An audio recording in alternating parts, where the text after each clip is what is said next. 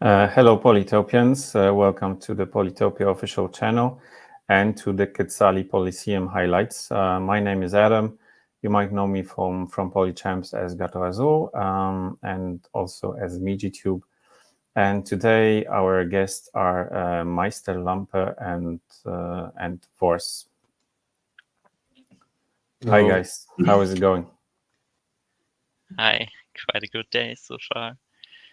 Yeah, great to have you back, MEISTERLAMPE, because you are our common commentator many times, and VORCE is with us for the first time.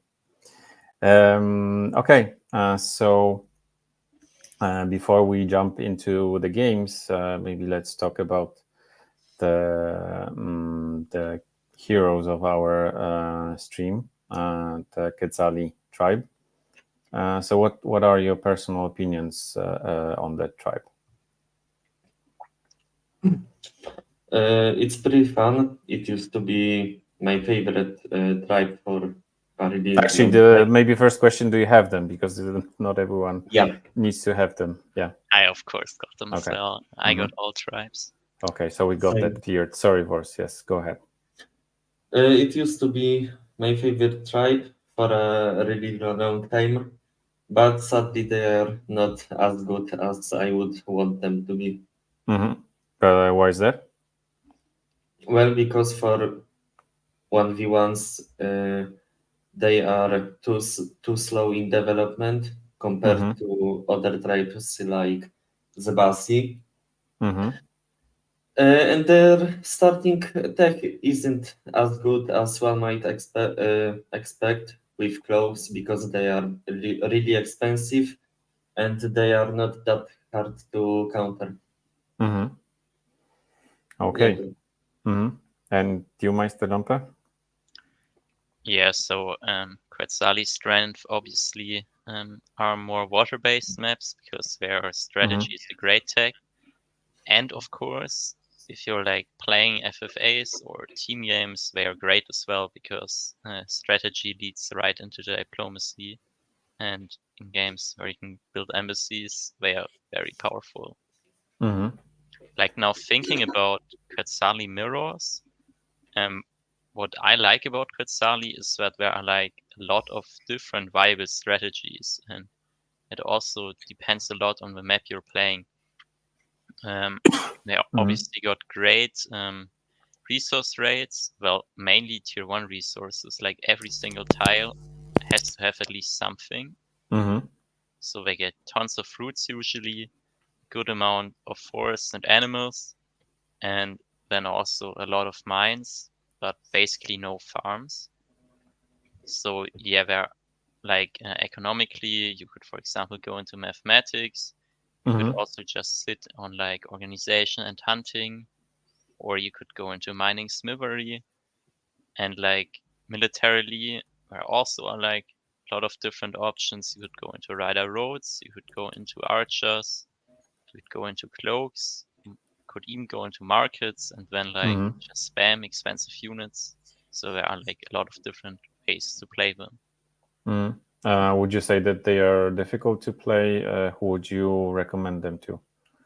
Is it a good tribe to actually, start your adventure with Polytopia? I don't think they are that easy to start playing because obviously you have a lot of different choices you can make. And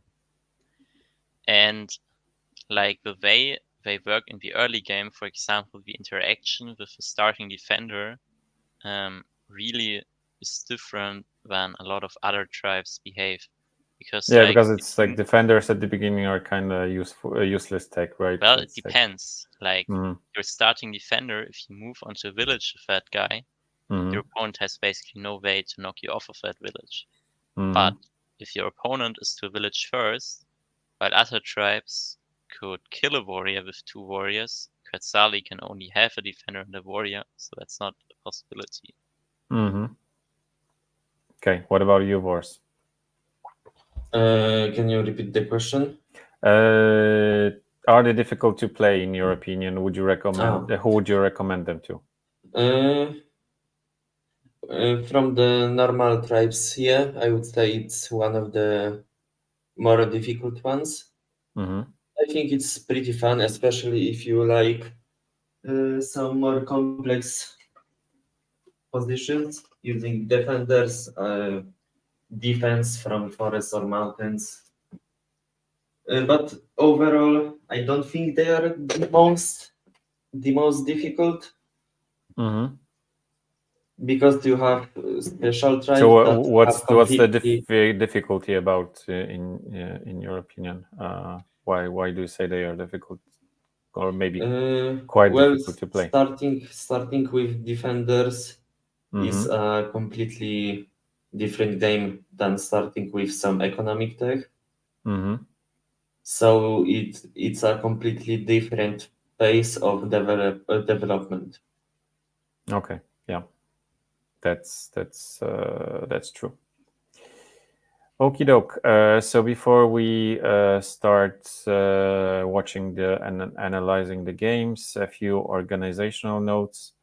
So first, we'll review the games, the QUETZALI Polysseum, and that we picked to show you. And once we finish, it will be like 4 games, I guess. There will be an opportunity to ask questions. I mean, like a longer questions. So, for example, if you have some game that you struggled with, or I don't know, something in the game did not work as you expected, simply post the question and the link to the game in the chat, and then at the end our guests will like show your game and give you some tips what you could have done differently, or why this did not work, or some other answers that you might seek. Okay, so I think we are ready. So let's dive in and see what happened this month in the Polysseum. So I will add MEISTERLAMPE's screen. Okay, so the floor is yours. So who's playing here? Okay, so in this first game, we got reds in the dark green playing against Le Liberator, or PCU, how his in-game name is called. Yeah, so I'll just refer to him as Le Liberator. The map for this one is Dryland. It's a mirror match like all Polysseum games, and this month we had QUETZALI. So we got a QUETZALI mirror against red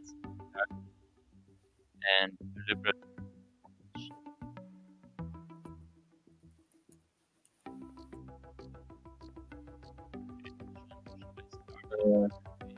MEISTERLAMPE, are you there?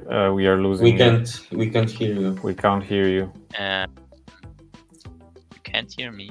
Oh, Yeah. We can now. Now you're back, but we couldn't hear you for a couple of seconds. So I repeat what I said. Yep. So we got reds and dark green against the Liberator or PCU in orange, and the map is Dryland. It's a mirror matchup like all Polysseum games, and in this month we had QUETZALI, so we have a QUETZALI mirror matchup.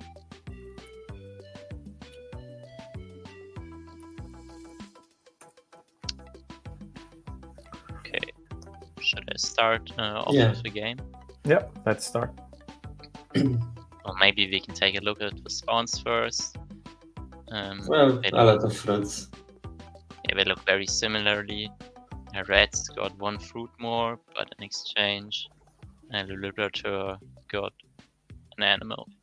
Okay, so we're seeing standard QUETZALI openings with T0 Warrior for both. Could you explain a bit why this kind of movement? Why did they go in those directions? Because it matters in the games, right? Yeah. So ideally, you want to go into a direction where you reveal like a lot of times, where you reveal a lot of tiles, and you also reveal, and you also follow like the resource indicators. Which are? So in this case, well, what are the indicators? Okay, let's go back to the beginning. So, like resource indicators are those where you see resources present. So, like for regular tiles, it would be fruits and farms. For forests, it would be animals, and for mountains, it would be mines. And basically, you want to avoid going into directions where those are not present. And like for every tribe, it depends how likely it is for the resource to be present. Okay, why does this matter? Like next to a village, resources are way more likely to spawn than if there is no village next to that tile. And like in the beginning of the game, you obviously want to find more villages, so that is why you follow the direction of where the resources are. And now another tip, since you're playing on drylands, there cannot be any villages right next to the map edge, and the second layer as well. Like I'll turn off replay fog really quick. So as you can see, on this line, there is no village to be seen. Like at the edge of the map, there cannot be any village. That only applies to drylands. So that is something to keep in mind as well when exploring on dryland. Okay, let's go. Okay, yeah, so you got standard openings for both, following resource indicators. And they both find the city with their defender. Reds doesn't find one immediately with his warrior.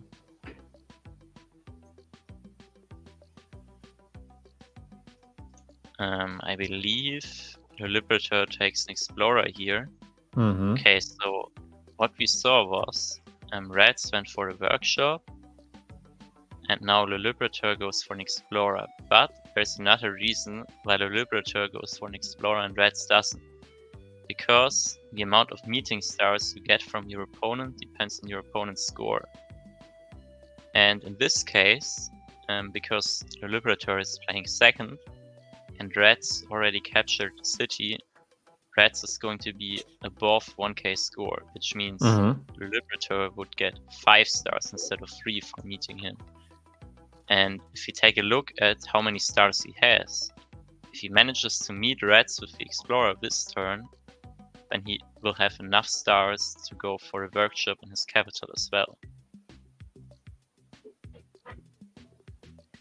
And the Explorer even ends up finding Reds, so that's great, but barely misses the lighthouse. Yeah, so he could that's very unfortunate. Okay. Yeah.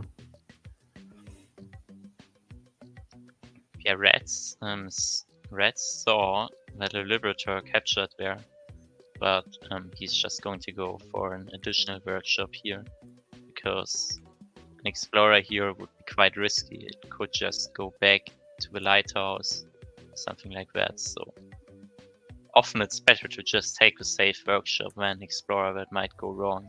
Also, it's not really needed. He has defender, so if he's gonna find something, he can easily defend it.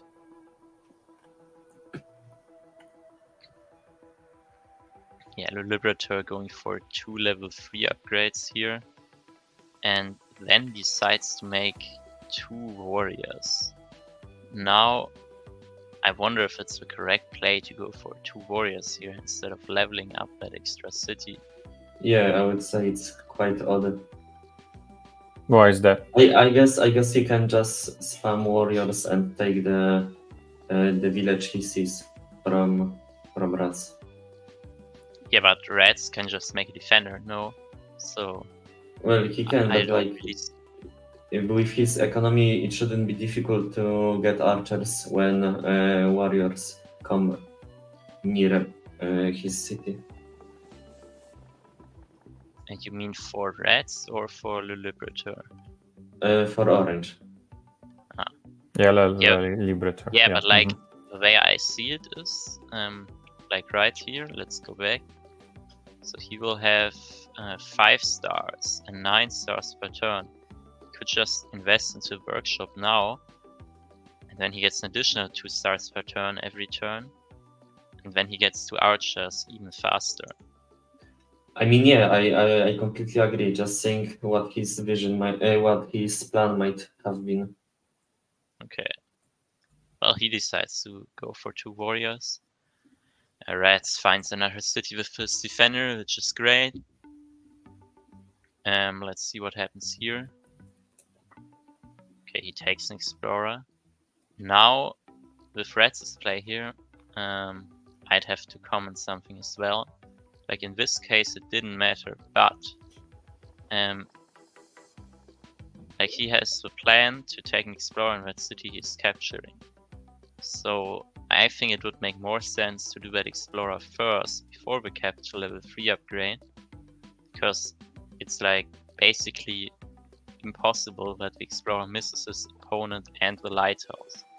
And in case he ends up getting a lighthouse, he could save 2 stars by needing 1 less fruit to upgrade his capital, which often makes a difference.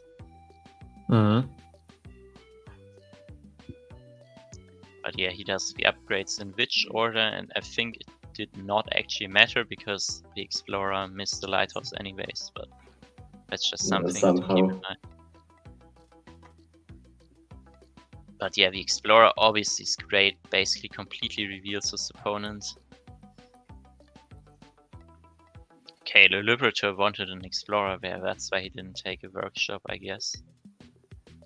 And he finds out that there's a central city that Reds is going to get. But maybe, the way I'm seeing this position, the defender might be able to snag that ruin over there, because Reds is like basically guaranteed going for that village, so that ruin probably should be his.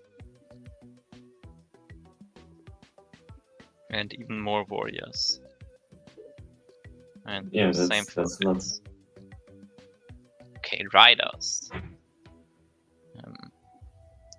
What do you think about riders here? I think honestly they are not too good, but I can see that he wasn't sure about going for hunting archers because he doesn't have too many resources. Maybe he wants to go for route first and afterwards go for archers. Yeah, but well, with those with that many forests, it will be hard for the Another riders. thing is if Green doesn't get wall there, he can immediately siege him. Wait, can he? No, he can't. Never mind. Yeah, but I guess he could have a philosophy that he might get a defender siege in the future. But yeah, typically in QUETZALI mirror matchups, you don't really see a rider rush because defenders are like a natural counter to riders. QUETZALI starts with defenders.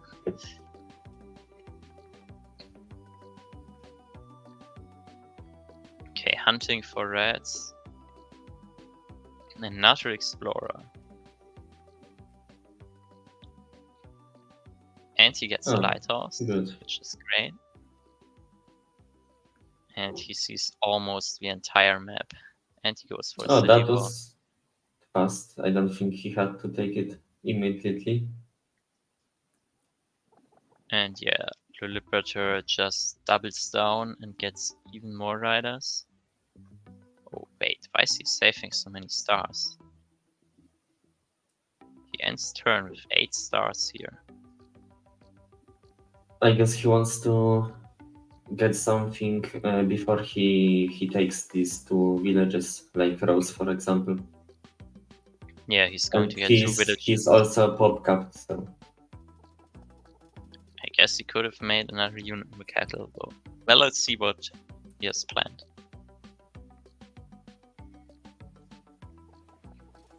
Okay, reds. 14 stars for reds. And he picks up another lighthouse of that warrior. Or roads, okay. And 2 upgrades, I guess. And he reveals the ruin as well. What I found... Wait, I just noticed this. He could have claimed the ruin in the beginning, right? Like, maybe he forgot about it. Okay, I see. To get roads from... Like, there's no way you want to get trade from a ruin, so... I don't think that's a possible reason.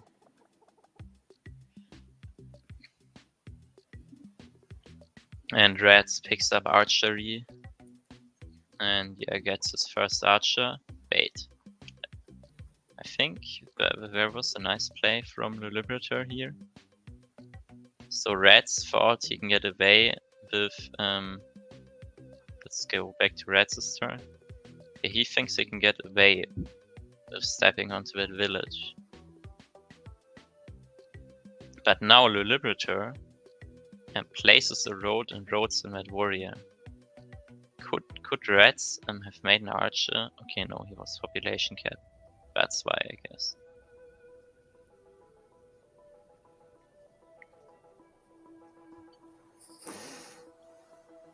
And yeah, now he's just brute forcing down a defender with melee units. Like you can see. Can you stop and go back a little? I wonder why he didn't just he was able to siege the West City as well, like using roads. By killing this warrior and bouncing the rider into the city. Yeah, that looks like a missed opportunity right there. That city was completely open. And the rider from the capital, 2 roads, one here, one here. Yeah, you're in. I don't think Reds could unsiege. Yeah.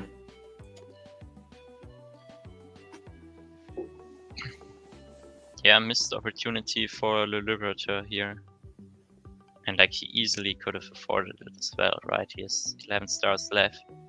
Like this defender kill right there is like... It shows why it hurts so much to go riders against QUETZALI.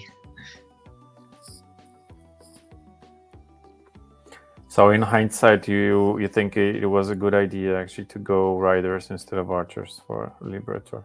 Not necessarily, but like he obviously had a significantly better position to start with, because he was able to afford so many level 3 upgrades just with organization. Yeah.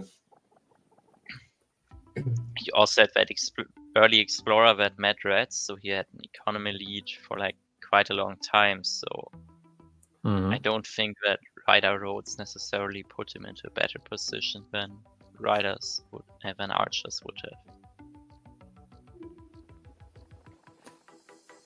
And yeah, like now right here, he obviously missed that opportunity to go for the siege. But like in that case, rider roads would have definitely paid off if you steal a city like that, but it obviously didn't end up happening.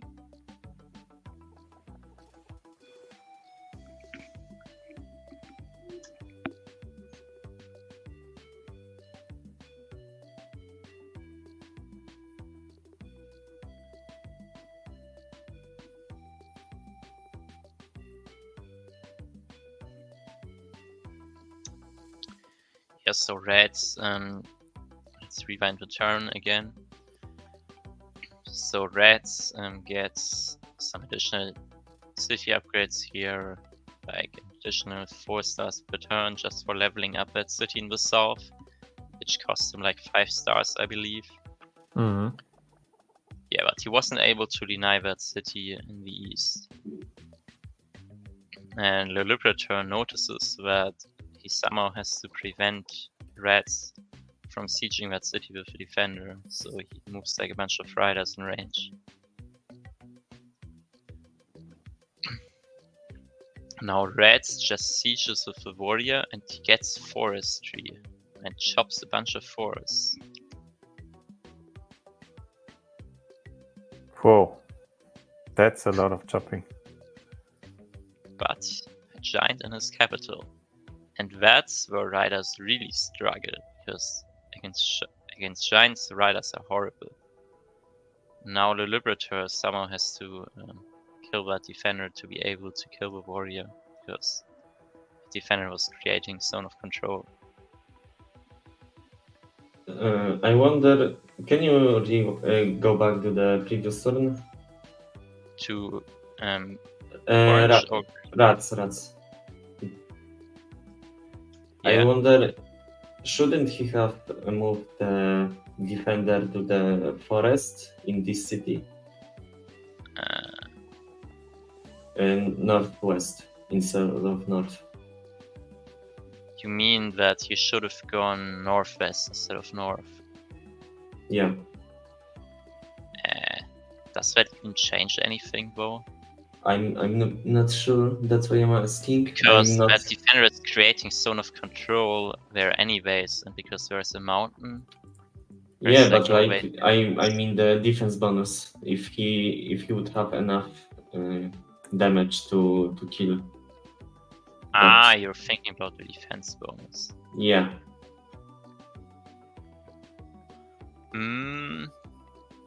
I guess that's a valid reason to move there, yeah. What did the Liberator use to kill it?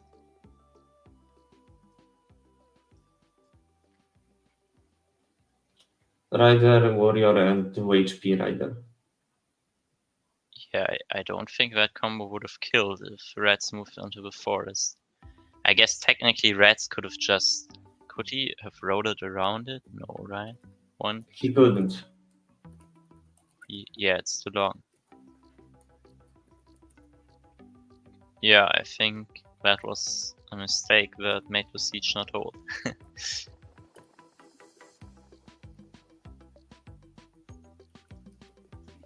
I mean, I could check the calculation result really quickly. How much damage you could deal. So we know it for sure. Yeah, let's do it.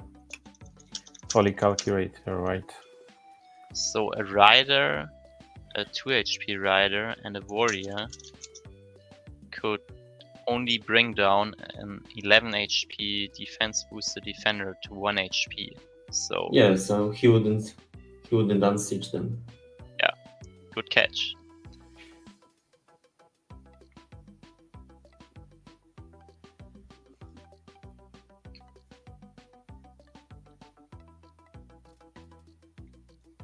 Okay, road connections to level up his capital, I believe. Oh yeah, but what really bothers me here is why is he not taking Ruin in the north? Like, I guess he doesn't notice it, but that's yeah, like maybe he forgot. That's the time pressure and what size is this map? Small. 196, so not that big. Yeah, not that big. Yeah. And now he gets population. Maybe he waited, then maybe he would have gotten fishing and he sensed it, and then next thing was the population. Veteran siege for rats and Star Ruin. And now he gets the diplomacy and clothes. Well, every city is pretty well upgraded, so. Yeah, and like the Liberator just border growth that city in the front, so that will be a great target. Yeah, juicy target.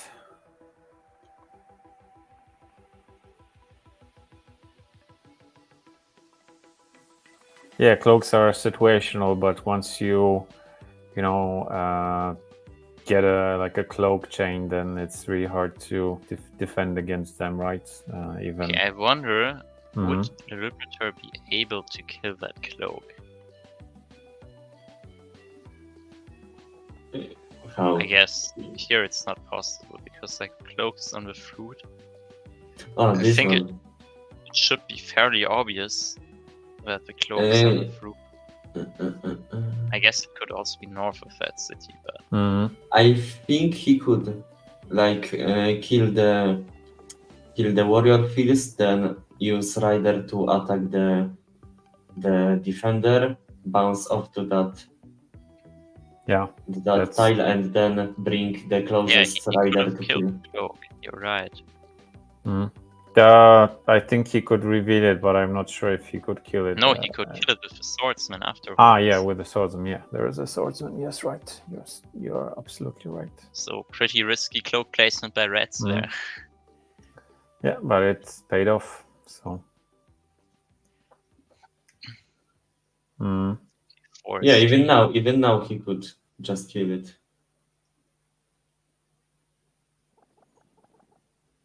Well, but now he wouldn't be able to kill it.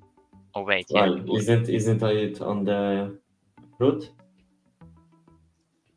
Right. Yeah. A rider would be in range to move north of the cloak. Yeah.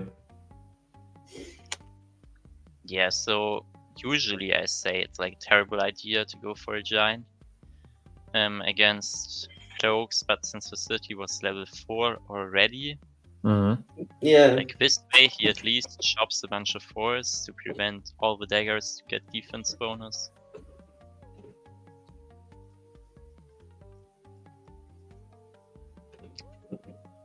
Because like one giant basically can just kill the additional dagger that spawns, and Reds picks up climbing for the defense bonus. If you didn't know yet, daggers prioritize tiles with defense bonus. So it's mountains and forests.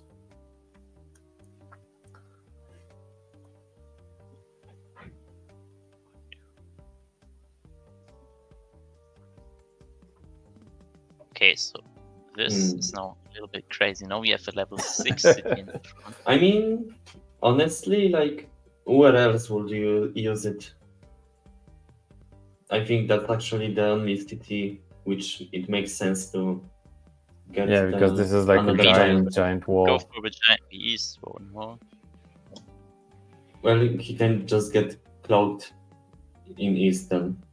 But maybe in the east you would be able to push with it because Reds has his giants in the west. Maybe, I guess he just prioritizes defense. Well, now Reds defending the west city. He gets a giant here anyways.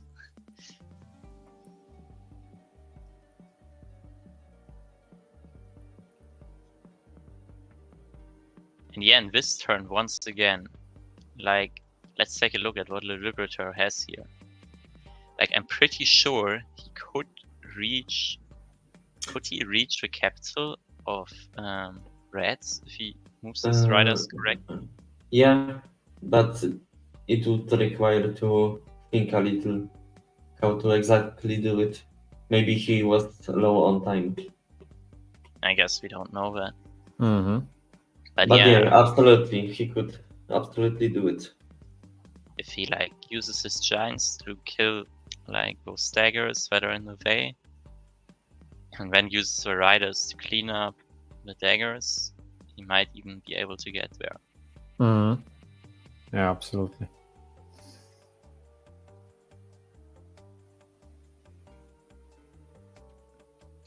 Because like getting chain cloaked by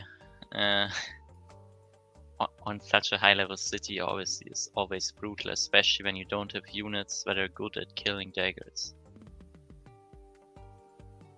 And now he sees that dagger down, but now he knows that there's a cloak down there again as well.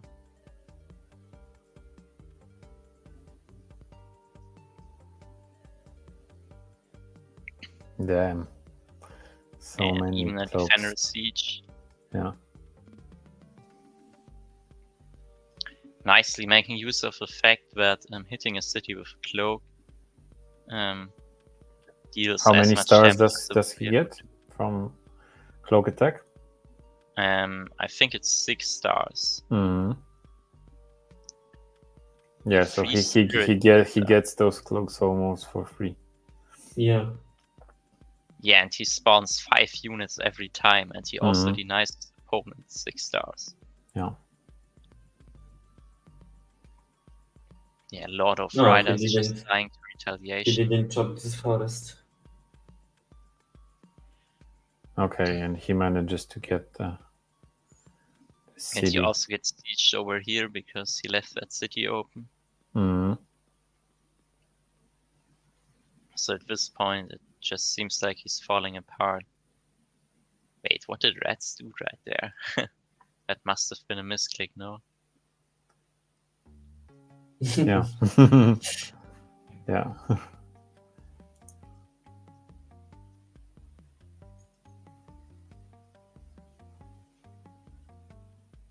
Okay, so he manages to, sorry, the Liberator, he manages to unsiege in the east and he sieges with a giant. Okay, there's a knight. I see a knight. He also re-sieges the city. Mm-hmm. Let's see if Reds is going to chop the forest. Oh, he's that's going to do it either. That's risky. Oh, he even moves the cloak next to the giant. Yeah, but I mean, he has a cloak next to his he missed capital. it.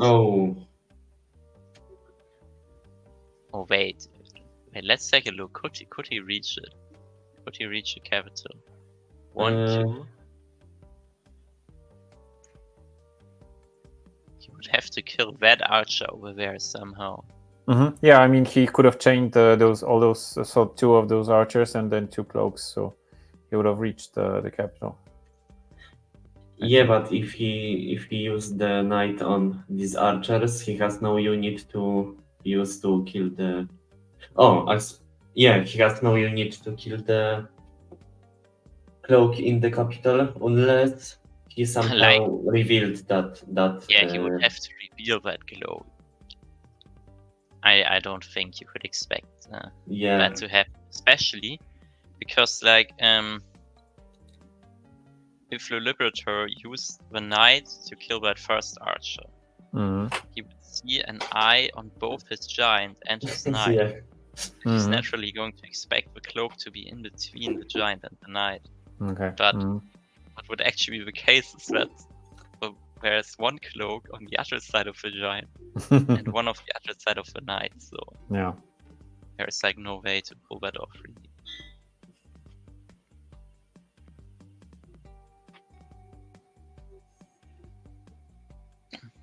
really. Okay, so he even missed the cloak here, so that's pretty bad for him. Yeah. And Red's just hitting everything with cloaks.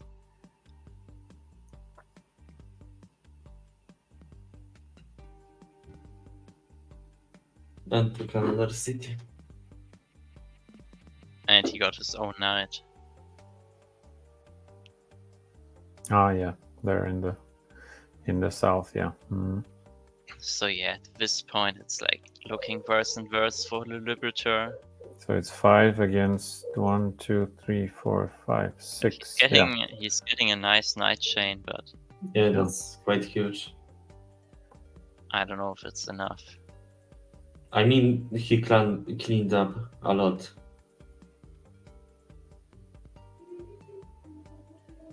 Yeah, but even though he killed so many things, his army is still worse.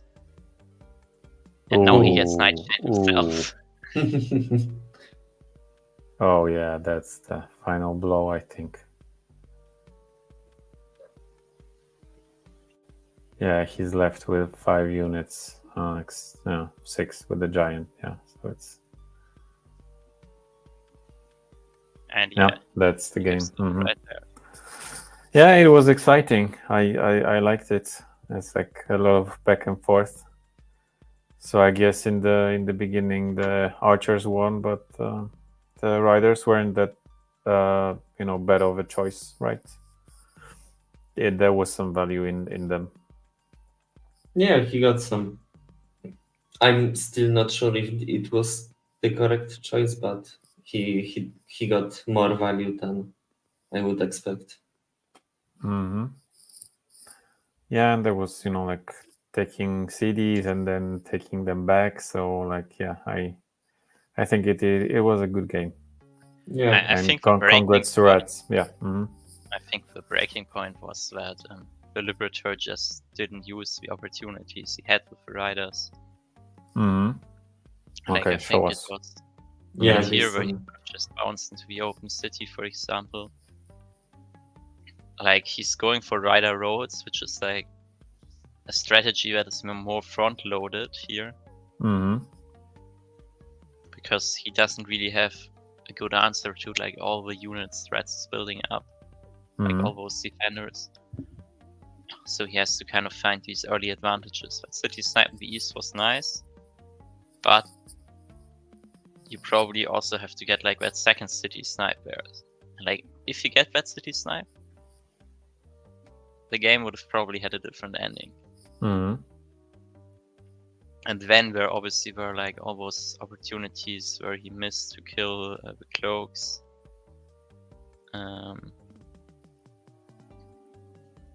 Yeah, I think right here, for example, it was possible to kill a cloak. Yeah.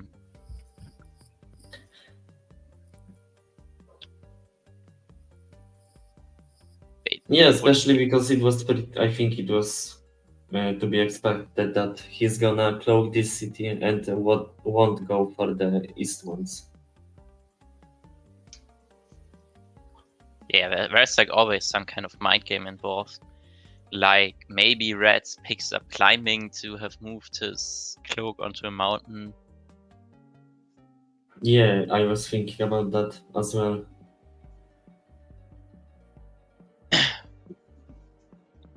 But Reds took a risk, didn't get punished, and yeah, then just won the game with cloaks.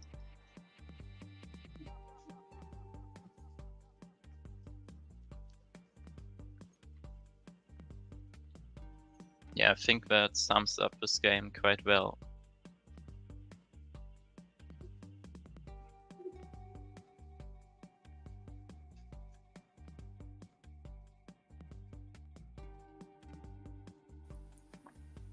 Okay, so let's jump into the next game on the list.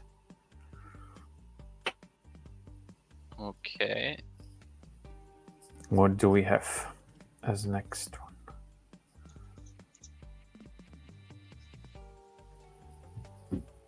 one? So who's playing here? Let's start with that. Okay, so for the next game, we got a QUETZALI mirror matchup on lakes. And the players playing will be YU in green and PMCU in red. And yeah, the map is lakes here, so there will be some water action, right? Yeah, there are going to be some lakes, probably also some naval combat. On lakes there are like a lot of different strategies. For QUETZALI, going water is better than for many other tribes because they have defenders already, which just allows your rafts to have an additional 5 hit points. So how do you see their spawns? Any comments?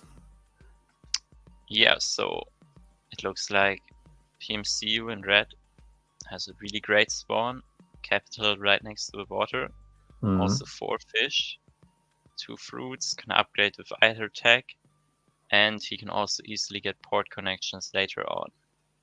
Now at the same time, YU, that spawn doesn't look as great. Obviously he got 5 fruits, so he can get level 3 capital just with organization. But he of course cannot get port connections without picking up roads. Yeah, I expect once again players to be moving towards resource indicators. Yeah, both end up finding a city. Wouldn't you say that this that the red one going east and then north was a bit risky because you can't really be sure like 100% that there's something? I agree with that. But like looking at the shorelines, he doesn't see a shoreline northeast of that fish and northeast of the other fish. And while at the same time he sees 3 fruits towards the southeast, so it seems like a lot safer for a village to be there. But at the same time, you also want to kind of prioritize going towards the center. Especially with the defender. I also don't think he had that much of an option, really. I mean, he could have sent a warrior towards the center, but with QUETZALI, it's not that bad if you miss your first city, or if you delay it by a turn, because you cannot upgrade both in turn 3 anyways. Okay. So yeah, it seems like an acceptable risk for me. And it obviously ends up working out here. Now 5 fruits on that city again is great for... Yeah, he has really good resources. Yeah, amazing. Fishing for red, I think that makes sense. Yeah, that's quite unexpected that you don't go the fruit branch, but the fishing, and then right here, you upgrade this way. Level 2 cities with fishing, 2 with organization, but fishing obviously has the added bonus of port connections and so on. So I would. Yeah, but it's that's quite strange that you have so many fish around the QUETZALI cities, because that looks like some archipelago spawn. Usually that doesn't happen on lakes. Yeah. It looks more like archipelago over here. I agree with that.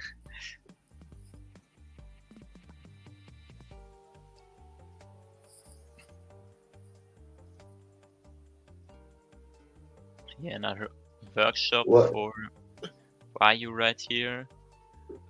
And what do we see? Workshop. Okay, wait, let me quickly look at PM Siok's point of view.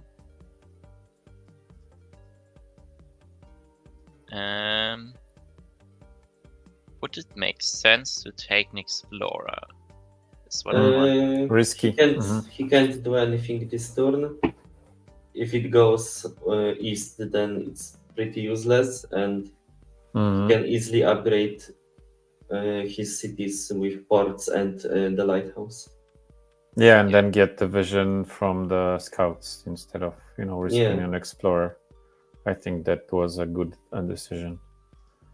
Yeah, I think it makes sense. You could obviously go for an explorer, but there's an additional risk attached, and you could argue that he obviously got a great spawn, so you don't have to take these risks.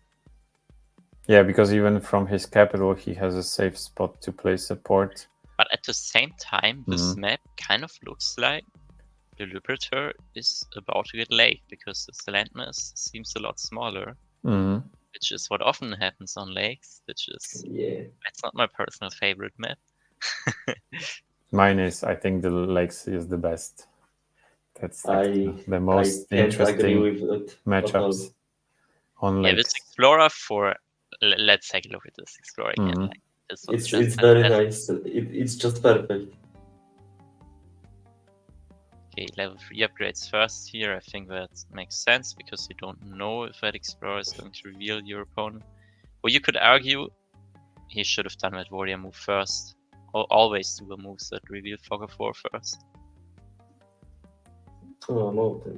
So yeah, he basically, what now ended up happening, because he did the level 3 upgrade on the capital first, he ends up with his Axis pop on the capital, and therefore 2 stars less than he could have. Obviously ends up getting perfect vision on his opponent. He sees that he only has 3 cities. Yeah, now PMCU knows that his opponent has vision here, because he also revealed that lighthouse. And he's going for those ports I was talking about earlier.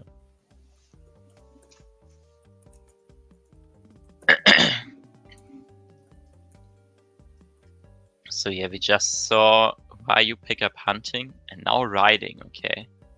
Riding is interesting. But you could argue that riders could be great to harass rafts here, maybe.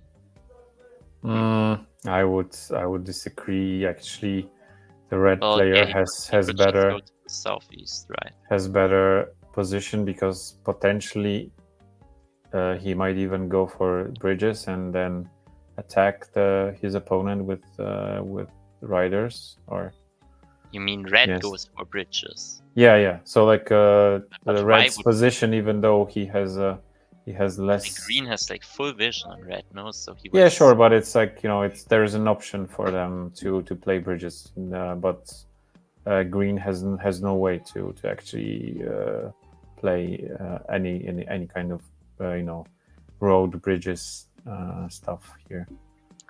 Yeah, but that makes riding even worse, in my opinion, because if you Mhm. cannot be the one to initiate the bridge, it's like you're investing into the technology, Yeah. Mhm. or you want to fight your opponent. Like you could also just be going archery here, like you can harass. Yeah, archer is both forces of your a opponent much with better archers. play here Riders because cannot. of yeah.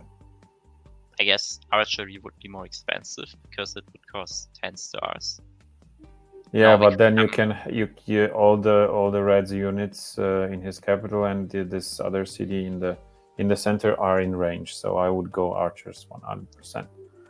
Yeah, like now you could argue, okay, if you go archery, you cannot afford to upgrade that city or to go for an explorer, which is a valid point.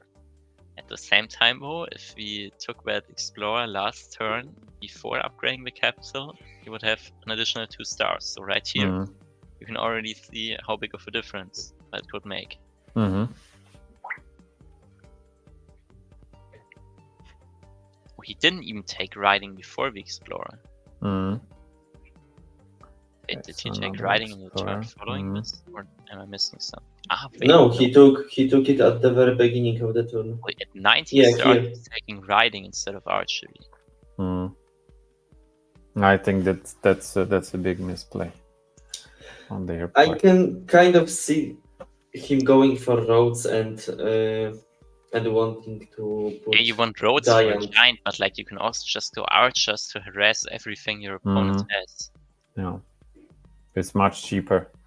So obviously the tech will cost you, but then it's three stars for versus 7 or 8 stars per scout. So it's I Like think the it's unit itself, it's a strategic mistake.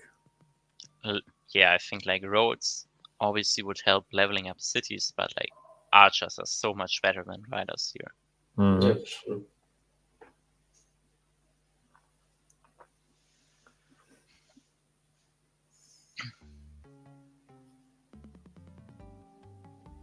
So the only advantage that the green has is actually the land mass he has. So he has a lot of I mean, that's quite a big advantage. cities. I mean, he has great economy, so Yeah, his economy also is much better, I think. He's getting a bunch of riders to secure yeah, the I'm not land sure mass, about most that. likely. And like PMC, you cannot even explore with that warrior down here because there's this pesky mountain in the way. Yeah, but he gets this. Like explorer. often it's nice to Very have like one unit running around the lake, because on lakes Uh-huh. there's always the land at the edge of the map. To like maybe find something, like even if you just find one ruin, it's basically always worth it. Mhm. Star ruin. Okay, nice. Now we get forestry. Okay, but Mhm. why are we getting forestry instead of like roads for the upgrade? He didn't go for the giant. He used it. No, he got to a Yeah, giant I in didn't his notice capital. he used the Yeah. monument. So I mean, 1, 2, 4 roads would do a job, and then he Mhm. also gets a giant, and he has roads, Mhm. and he is going to have at least 6 cities quite soon. So I think taking forestry here is definitely a mistake over roads. Yeah, if you went for riding, he should have committed to roads.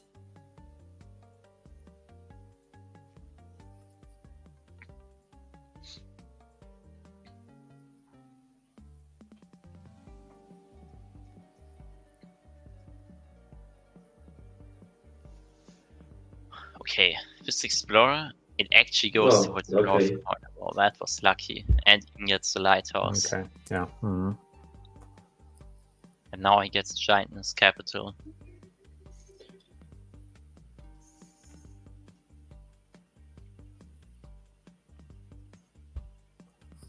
Yeah, so now red should go Mathematics. bombers.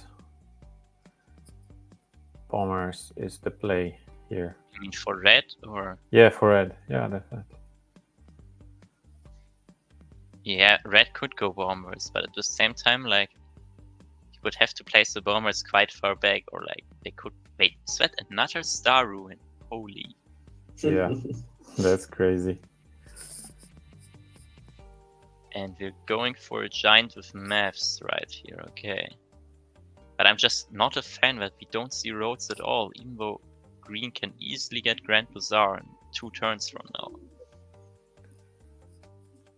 Yeah, and also I think bombers is a good strategy because the green will land. Yeah, that's that was like bombers expecting. are so expensive. I don't know if you can call them a great strategic choice here. Like, and he's gonna get only 1 he starfish. needs 34 stars for his first bomber, and that bomber only has 3 attack, and like the splash damage value only is limited as well. Like, you need 6 bomber hits to kill a giant. Yeah, so maybe rammers. Yeah, I agree. At first, so like at least to get those giants killed.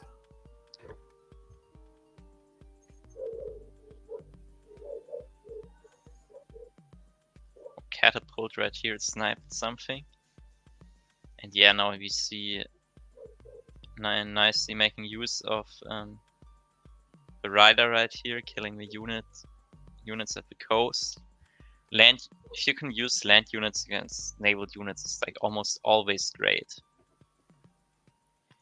because land units are just so much more cost effective. Oh, we see a bomber. You asked for a bomber, you got a bomber. There you go.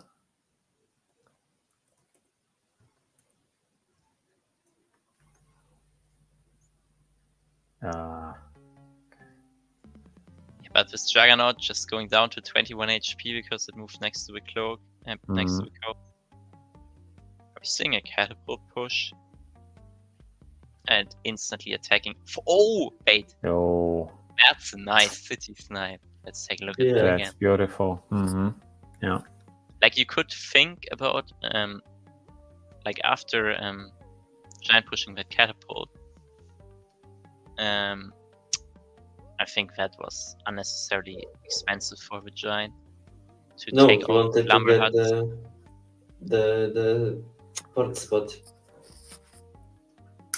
But the lumber hut gives 2 pop here, right? Yeah, and also as VORCE said, the port spots, because it's otherwise. Yeah, I guess they could have taken the animal instead of the lumber hut down here. You know, right here you could consider sieging the capital, but it looks like red got nothing. It would be an easy on siege. In the back. Second bomber. Oh, that's crazy. How did red place any of his monuments or not? He placed his Park of Fortune. Okay.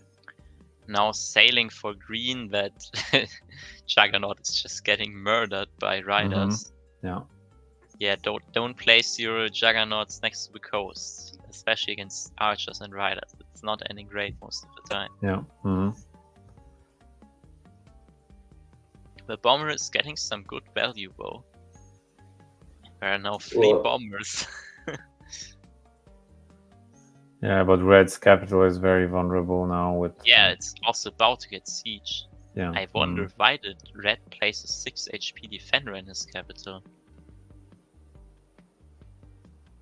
Huh?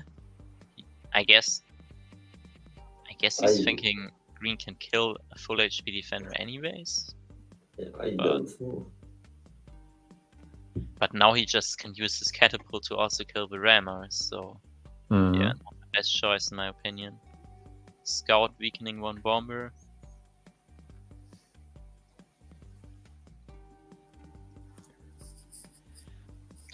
Green has to be careful here to not give red any value to potentially get splash onto his catapult. But I think he does a good job at that. Okay, giant push to defend this.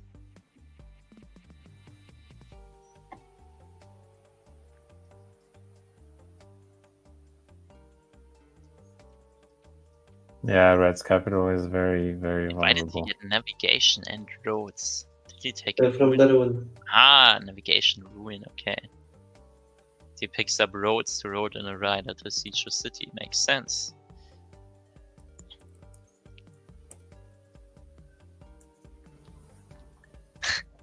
So many bombers there, but that bomber is just in range of a catapult. That's not what you want to see. Yeah. Yeah, the city snipe was amazing. But he didn't kill the bomber. Could he have killed it? What ends up happening? He uses 10 HP. Does a 2 HP rider not kill a 4 HP? I think it might leave the defender with 1 HP. And then he roads in the second rider. But now the rider does not have any moves left. Yeah. And now he has also very nice splash damage on himself. Yeah, Red could just use the bomber against the catapult now. And kills everything except that full HP rider, I think. Okay, Rammer. That Rammer is wild.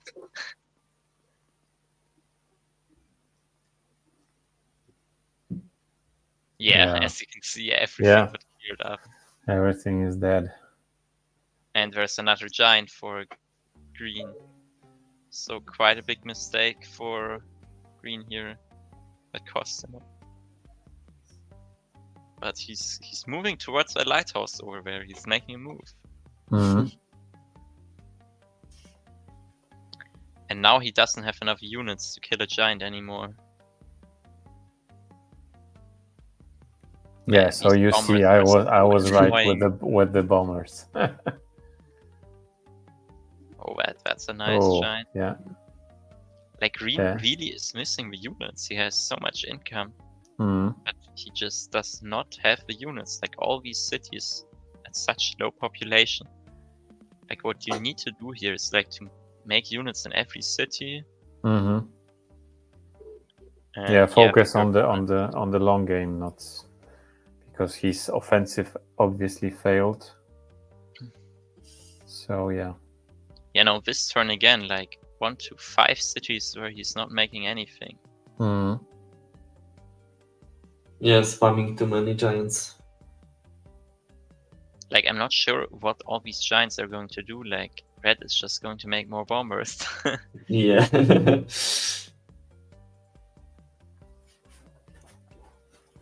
Like, I don't think Red should be able to win from this position simply because, well, why you got like how many cities? 8 against 5 or something like that. Okay, he finally gets archery. That's great. So, if you take a look at these bombers here, they can be reached by archers from the land, and archers with roads outrange bombers. But this giant over there is looking kind of scary, if you ask me.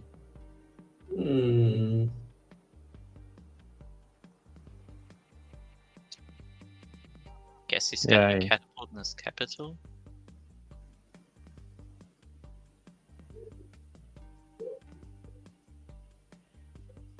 Yeah, but these juggernauts just dying, that's brutal. Oh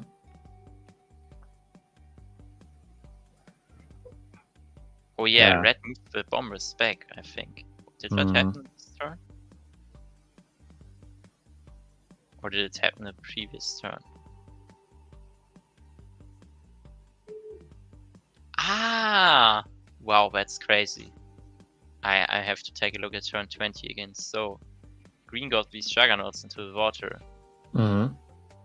And because like bombers, as I said earlier, right, they are not that strong. They are not able to burst through these juggernauts. So they survive, and now take a look at what the juggernauts do. Like, if you hate bombers, that has to be fascinating. 36 stars of units just gone like that, right? Like, that's a big problem of bombers. They are so expensive. And not actually that strong. Yeah, without support, I agree that they are not that strong. So, like, if you have unlimited stars, sure, bombers are the best unit, but they cost 15 stars to upgrade at the end of the day compared to 5 for a ram or a scout. Yeah. And yeah. Okay. So yeah. Right here. Bayou is victorious. Obviously, probably a spawn win. But there also were some nice plays, like sniping the city in the back. Didn't. Yeah, but I think he could have concluded, I mean, green this game much earlier if he went archery in like earlier. So yeah, probably those bombers wouldn't be possible with the archers around. Yeah, I agree with that, and the archers also would have immediately pressured all of his, well, basically all of red cities. Yeah. So he made it at the end, but yeah, he could have done it much more effectively, not losing that many giants in the end. Okay, so let's see what we have next on the list. Okay. Now I think it's one of your games, Meister.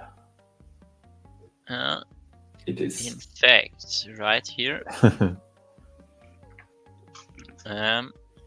So we got reds in green against me in, how do you call this color? Gray? Yeah, like beige. Well, all the Polaris enjoyers should know. Yeah. Beige. Something. Okay. We'll call it beige. Okay.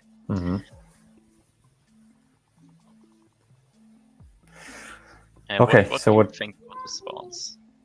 Force?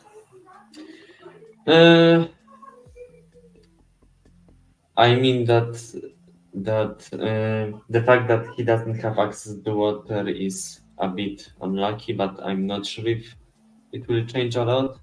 Both of them have easy level 3 upgrades, so that's pretty nice. Yeah, I think that these spawns are pretty basic. Nothing special about them, really. Yeah, so the only advantage that the beige has is the water access, because we are not sure if the green one will have any cities in his surrounding areas with water access. So let's see. Yeah, obviously, this game is going to be on lakes again, so a bunch of water involved, as you can already see. Yeah, let's see how it plays out. Yeah, so I think what I'm doing here is not what you typically would expect, but as I said earlier, I'm walking onto that fruit because I kind of want to go to the center, but I end up finding nothing. And then even worse, there's this empty tile, and QUETZALI has like a 2.5% chance for those tiles to not contain a fruit if there's a city next to them. So I'm not happy about that.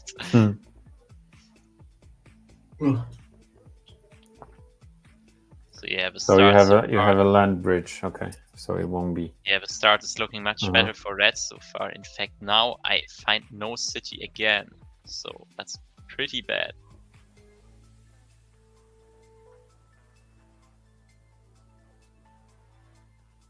Yeah, Reds picks up a workshop. I pick up a workshop in my capital. I would say it's debatable in this situation, because he could have had a nice explore and a vision on you. Yeah, I agree. I would probably go for a workshop in the capital and then maybe an explore in that forward city. Yeah. No, I see that Reds is where like I was pretty happy that I saw that city border, because otherwise I believe I would have for sure moved onto that animal. Like in this position I would have for sure moved on that animal. If Reds captured a turn later, I would not have found that city down there. I can say that for sure. Now I pick up organization, I see that farm, which probably tells me that there's a city over here. Yeah, that's the 2.5% chance I was talking about. That's QUETZALI's farm rate. Like empty tiles either have to have a fruit or a farm if they are next to a city for QUETZALI. So rats meets you for 3 stars and you get 5, right? Yeah. Yeah. Mm-hmm. I wonder if he's taking Explorer to get a lighthouse. Okay, he doesn't. Probably the correct play though. Yeah, I pick up hunting to be able to like use those extra stars. And you should always be thinking about archery when playing QUETZALI, especially when you can fight on land. Mm-hmm. Now the problem for me is that, like, looking at this village layout, like my cities are just so disconnected. Mm-hmm. Yeah, that's dangerous. Okay, always. Was that the correct play by me? Mm-hmm. I'm not sure if this was the best play. So right here, I can of course go for a level 3 and a level 2 upgrade. But instead, I go for a level 3 upgrade and a warrior. So I wonder if I should upgrade that city down there instead. But maybe I was thinking about an explorer. Archery. Okay. Yeah, not sure.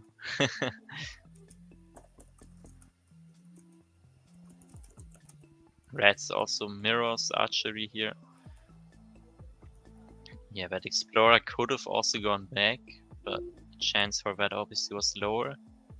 And it's a pretty good explorer, I have to say that. Basically reveals like all of Rat's cities.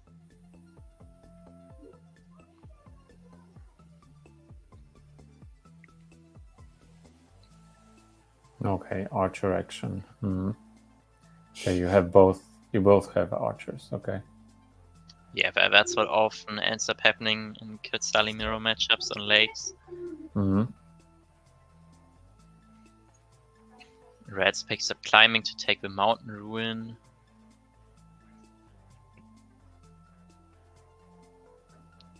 But like as you can see here, like my reinforcements of archers are just much further away than Rats.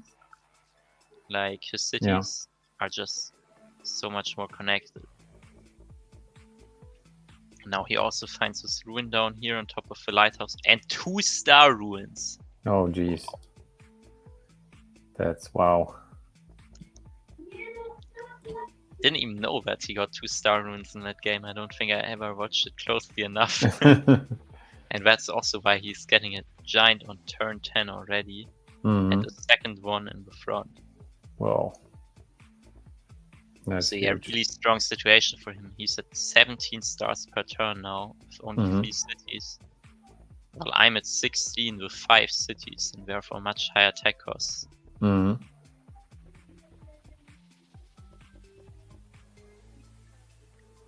What is my plan here? I think I wanted to save for diplomacy or something like that. But yeah, I'm not sure how easy it's going to be to hit cloaks here. Like these shines obviously are a problem. I somehow have to deal with. How did this defender get to the west side? Like he marched through your territory? He just moved. He has been moving it through my territory for like I don't know 10 turns or so. They're not that easy to kill, and he's. I was like, what? What is this guy doing there? I mean, he's getting some good information. Yeah, sure. Yeah, so Rats picks up Riding and Free Spirit before claiming Druid just to get Meditation anyways. Yeah. Meditation, you don't want to get that from a Druid, I can tell you that much. It's like... Yeah, it's like middle finger in the face, basically. Yeah. So what was he hoping for like... Yeah, he obviously wanted Chivalry. Okay. Because if you take a look at the stars, he would have had enough for a knight right here as well. Like, take a look at my army. It's just archers. Like, knight would absolutely shred this.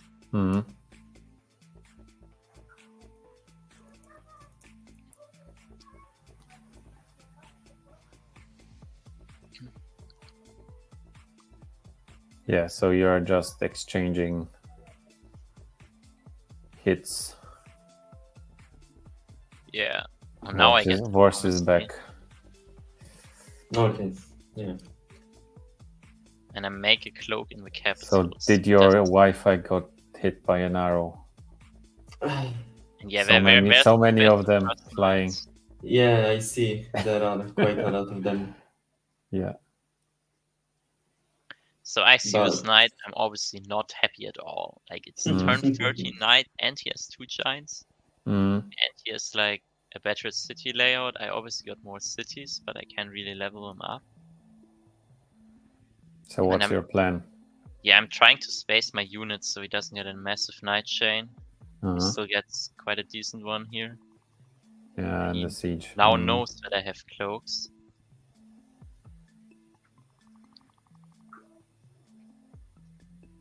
And what am I going to do with my cloak, I wonder? Moving down here, okay. Getting ready.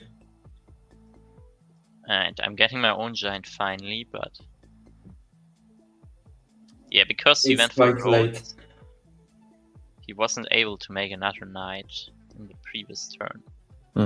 Which means that he does not have another knight ready.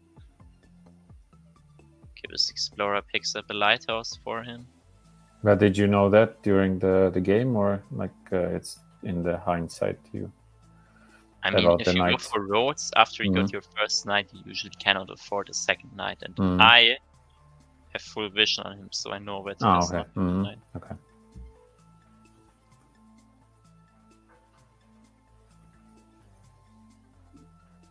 Yeah, so right here, let's take a look back at Red's turn. This was a pretty big mess up by him, I can say that much.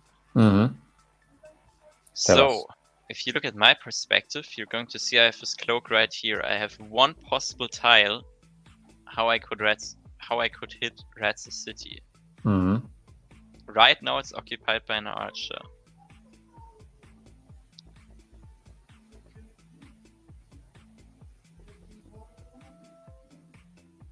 And how does he end up moving? Yeah, now he moves his archer forward. He sees the eye. He knows where it is. He knows that there's a but cloak. he has no stars, I guess. No, he knows on which tile the cloak is. Like, there's only one possibility. Because there are no eyes on any of the other units. Like, there's no eye on Giant, no eye on Warrior, which means that the cloak can only be on this fruit. Yeah, but can he really do anything about it? Like, no, the cloak is out of range, so like it counted. I could kill his archer, I guess. Yeah. That's fair. But at the same time... So the only way you can attack is to kill this archer, yeah? Yeah, but I would at least have to put my archers out of position. Yeah, he moved it. Why? It's like, why? Rats. So his city would have been protected if he did not move that. Well, I could have killed that archer, so... And yeah, I go for a double cloak right here. The cloak on the level 5. But like, go back. Could have you could have really? Yeah. Like right here is where Red knows that there's the cloak. Yeah. No, I wouldn't be able to. No, you wouldn't be able. Because I can only move one archer to hit there. So it was. His city was perfectly safe. Yeah, that's if he not had moved. Oh, that's a blunder. That's a big blunder. Yeah, that was a pretty big throw by him. Yeah. So how many daggers do you get? And yeah, he also didn't train a knight, even though he has attack, because he spent like all the stars on other things. 5 daggers. Yeah. I finally end up finding that city in the corner over where I should have been erased. Yeah, that's a long way. Like a quest. Yeah, now for he the just city. that level 1 city over there that I couldn't really protect. And like he's trying to deal with the daggers. I think he's doing quite a good job, killing a lot of them. But he's not making a new knight, so that could hurt, of course.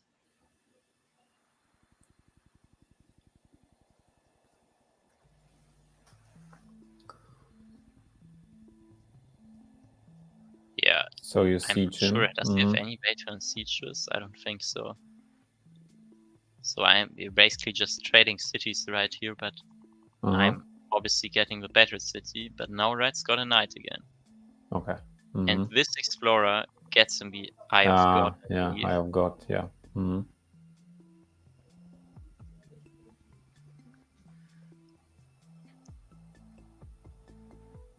Yeah, I was not happy about that. I pick up riding myself because I know, like in this situation, I kind of have to get knights myself eventually. Because this army also is like basically only archers and riders and knights.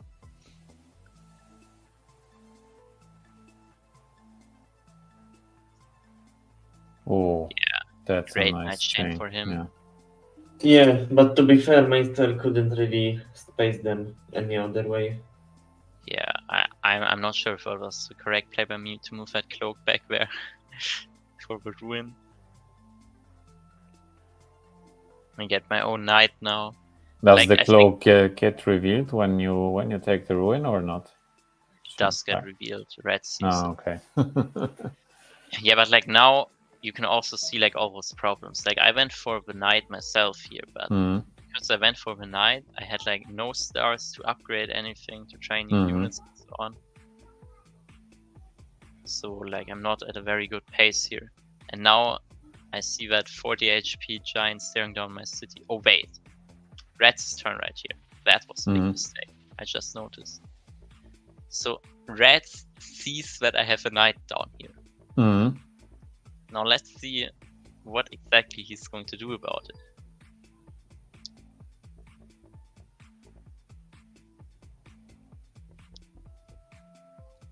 Like, to be fair, when we played this game, I think it was like 4 AM for both of us or something like that. Jesus, you are crazy people. Yeah, but he told me, like, he just didn't notice that there was this knight. He only noticed after he played his turn. Yeah, at 4 AM, you know, probably after playing some games, it's possible. Yeah, especially that your color, you know, the beige is actually a bit like, you know, like a cloak kind of color. So the red is the green is actually, you can see the units better than the beige ones. They kind of blend in. Yeah, this obviously was a massive knight chain though. Like he lost so much for this. Yeah. But like I'm just lacking the units to defend, right? Like he just rebuilds. Like what do we do now? I have nothing to defend this.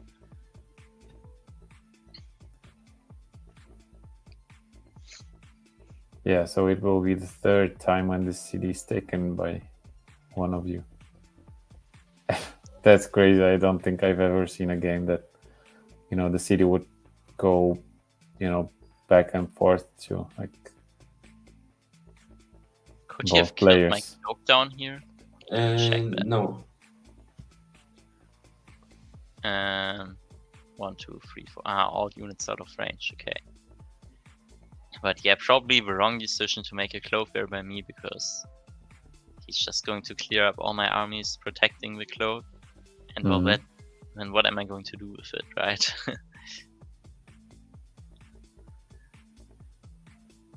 Yeah, so now I sneaked that cloak all the way around that lake to hit that city, which was nice. But I just can't get the value with my knight because I'm lacking the support units to get through the defenders. And now he has to invest a bunch of archers, because I weakened his knight with the cloak attack, but it's not looking good. Like he has so many units. And now he even reveals my cloak and he gets a siege on that city in the south. Yeah. Yeah, I think right here I decide that there's not really a reason to play this anymore. Yeah, really good game.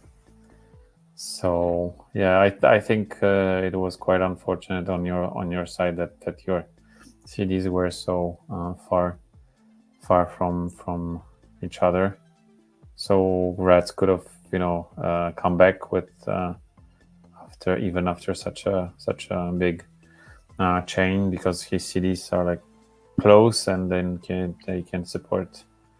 I mean, I would support one say another.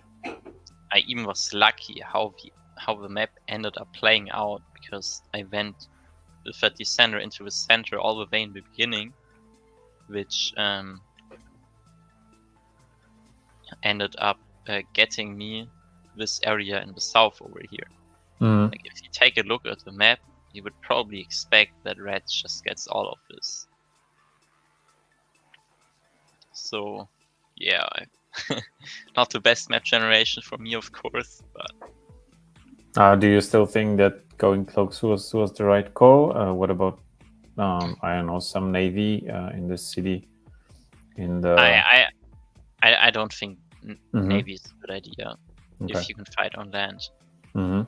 It's like always worse. No, I mean like the this bridge that you have between you. It's like obviously it will be a land battle, but maybe sneaking some bomber in this situation would actually let me see.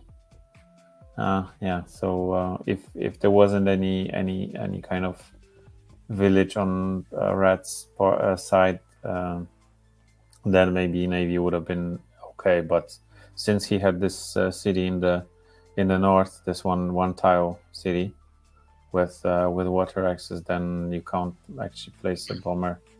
I mean, that obviously, is he also safe. got these crazy ruins. Yeah. Like, The star ruins star completely ruins. accelerated him. I think that also was like the game breaker in the end. Yeah. I think the reason why I wanted cloaks is right. Like, he makes this giant in the city right in the front. Like, when did I see this?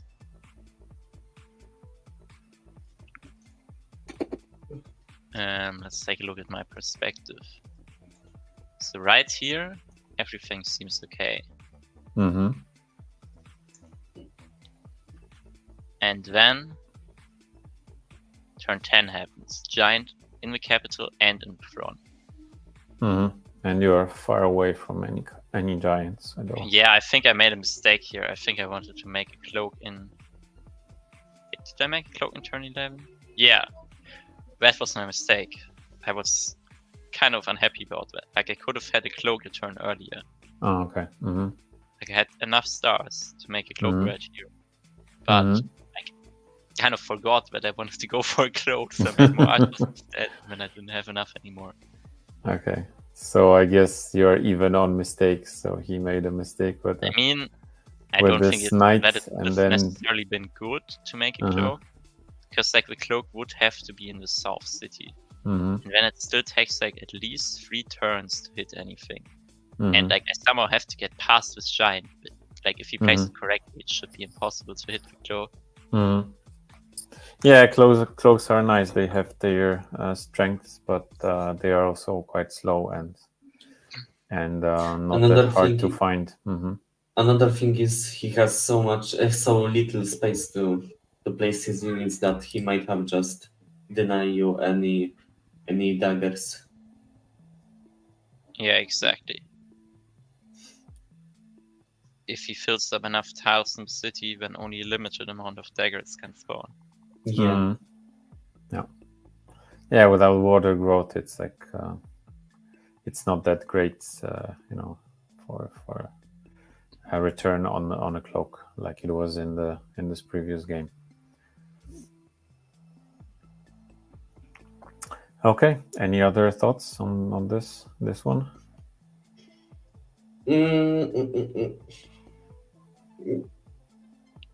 Yeah, I'll need like a short break, about 1 minute, so I'll be right back. Okie doke. I wonder if cloaks were really necessary there.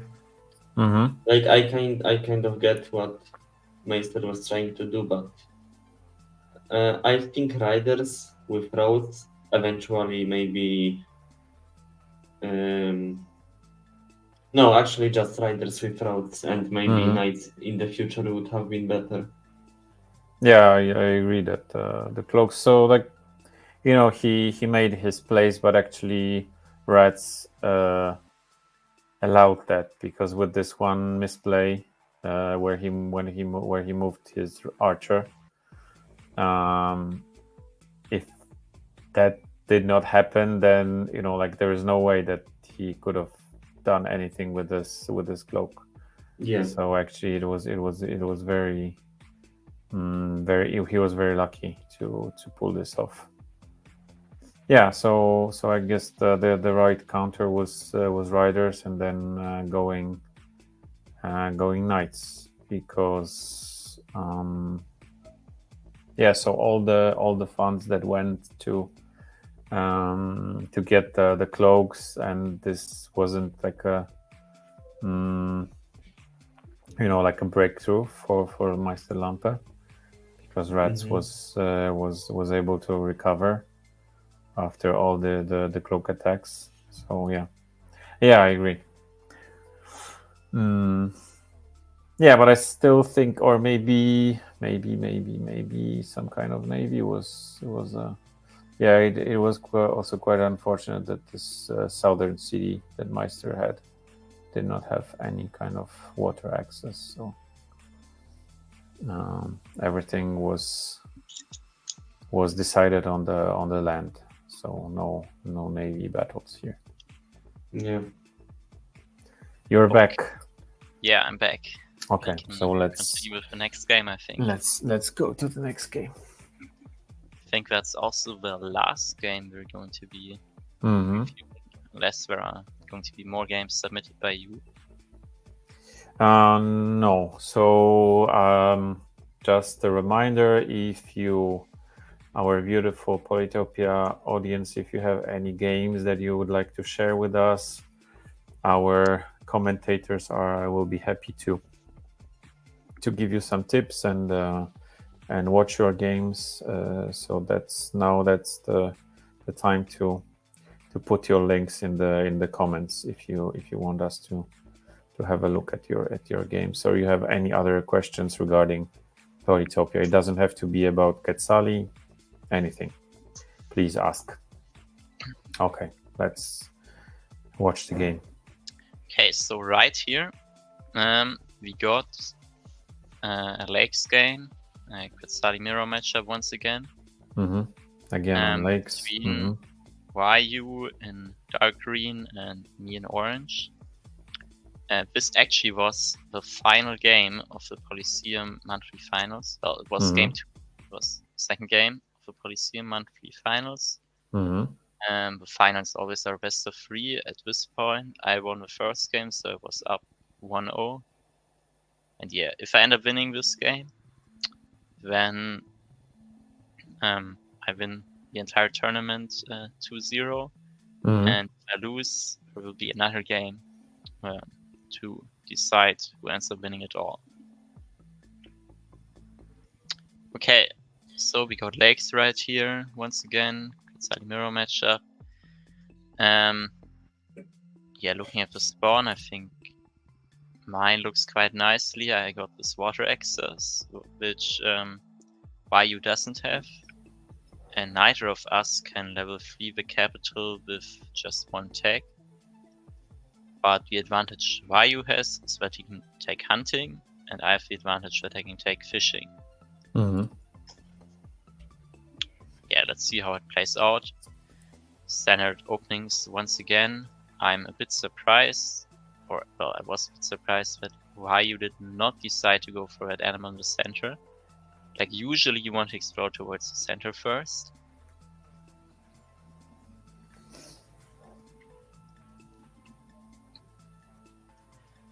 Two farms in this one city is crazy.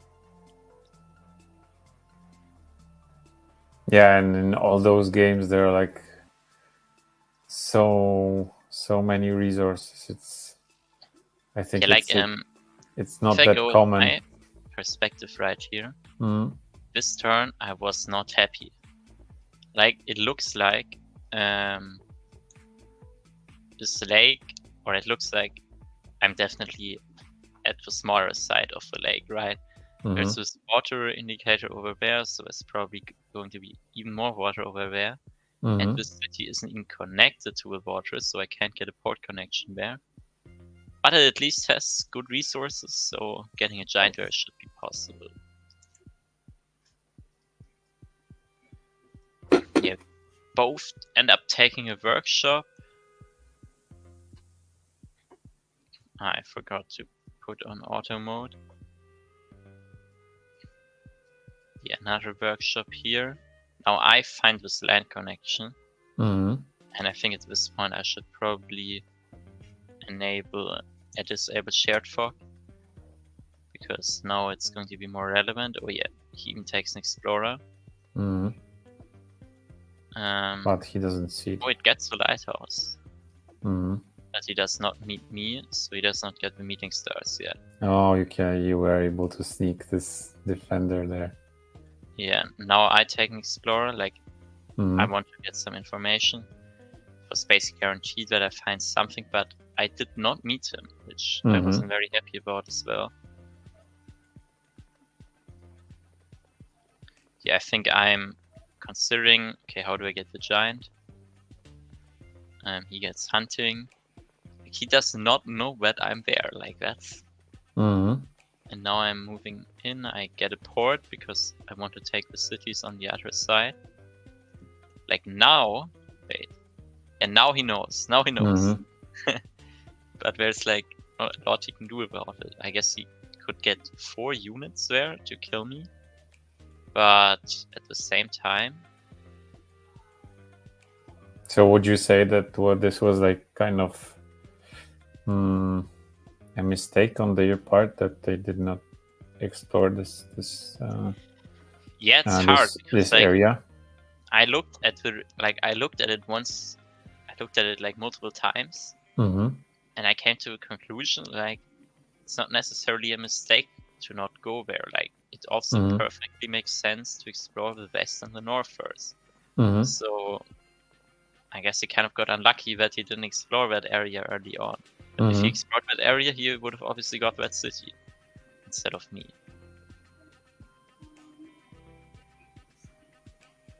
Yeah, I think I'm going for the lighthouse so I can get a giant in the capital.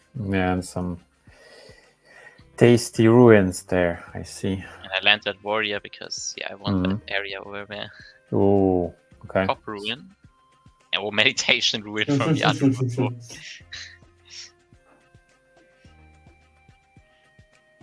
And yeah, I wonder if he couldn't go for what it's called, philosophy, the technology after meditation. Philosophy, yeah. I mean, he's at a disadvantage right now. I'm not sure if you want to take philosophy, like a tech that kind of scales into the late game, I guess, if you're at such a disadvantage already. Yeah, I guess that's fair. Like right now, you need something to like. Maybe you could go it later on, but I wouldn't go it yet. Yeah, I take an explorer there, of course. What do I end up revealing? Oh, I get the Eastern Lighthouse, which is not bad, which allows me to immediately get a giant. And I guess I would have got it anyway. Yeah, the village. I wanted to get that ruin. Now, you could debate whether I should get the village first. Yeah, like what about? So you were that confident that you wouldn't lose this city, that you wouldn't even consider like a wall there because it's in that city over there. Seeing this giant, it's like. Yeah, okay, but like the giant takes a while, and like if you go for a city wall, you lose 5 stars. Like it yeah, sure, but it's just 2 tiles, so like it's not 3, it's not 4. I wouldn't be comfortable with it, like right here, and especially that you have just this like you don't have a wide land bridge to support this city. To be fair, if he went wall, Green can just go for the archers, and Meister can't really do anything about it. Like he could get the city anyway, having archers or catapult behind. Yeah, but still, it's a lot of units to kill a but wall there's defender. one thing you're ignoring, because I can just pop a giant in that city if I want to. Like the city has of course. to pop a giant. Okay, fair. Yeah, I also placed a Park of Fortune here, right? Like, what I thought in the moment is, I need 3 fruits, fish, animal, and port, and I can get a giant if he decides to make a move for it. And this can buy me like a lot of time. Like he's at 3 cities right now. I'm at 4, and like another one that's easy to claim, and here's another one that's easy to claim. So I can easily get 6 cities. And I also have control over this lake down here, which he can't really contest.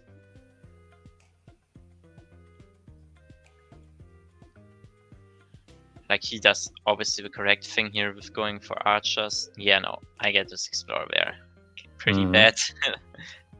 So you got it from the ruin, right? Yeah, but this other ruin also gave an explorer, which at least was better because now I got all lighthouses. Yeah, I have got. And yeah, I end up using 2 scouts, which I actually saved just enough stars to be able to do this. I did this on purpose, so I could deny that city.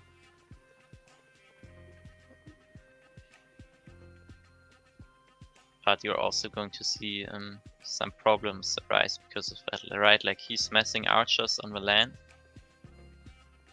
I can't really go for archers myself because like on my, like I'm cut off by water, right? Like I would have to. Yeah, it doesn't make any sense for you to get. But like if I land the archers, like they're probably in range of his units already. Why explore? Why this last explorer? Okay, so I'll explain what I thought. Like I see the situation right here. I'm going to be 6 cities against 3. Maybe 4 later on, but there's this city right here. I thought I can get that one easily. So it should be like 7 cities against 4. And I thought the only way I lose this is if I get like surprised by something he trains in this one city I do not have vision Okay. Yeah, I guess it's fair. So You have such an advantage that it doesn't matter this much.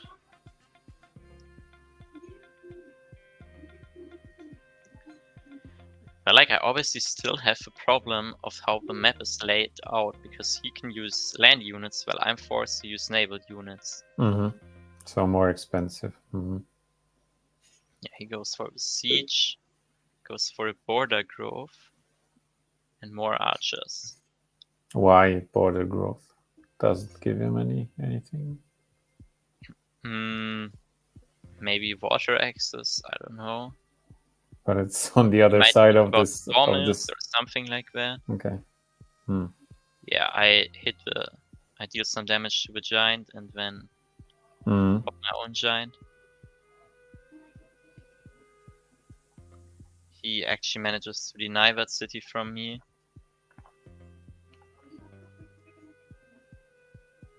And yeah, he's just using here you see it maps and yeah, so he got his giant now.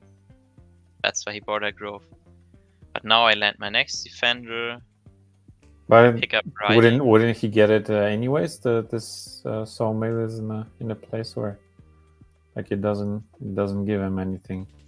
Maybe it helps him with the capital, right? Like you could see it that way. Like the capital, if he places a sawmill here in the capital, it gets an extra population. And there's an added factor. Later on in the game, it's nice to control more area to deny your opponent roads. Yeah,